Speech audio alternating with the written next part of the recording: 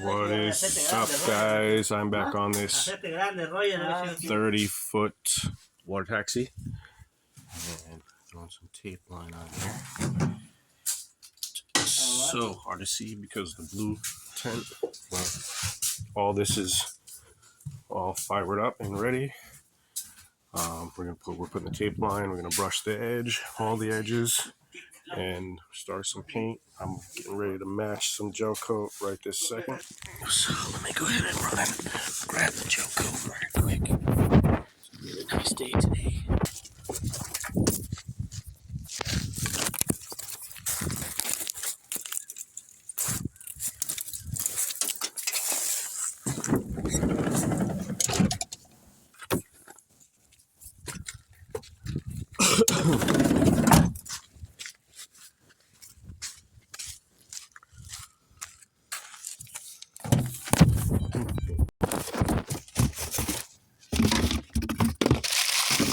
So there's white gel coat here. And some non-stick particles. A little bit of cobalt. Speed things up a bit. I've got a third can in the back. That should be enough. Okay. So, since I can't see anything, I'm just going to kind of match it here, which I don't really need to match it. I just need to get it kind of this dark, I guess you could say, for in here, and it'll be fine.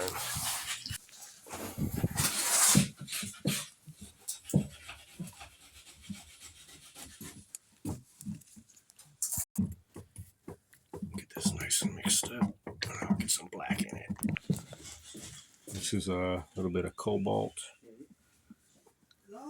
which is in the gel coat and in the resin already in the mix.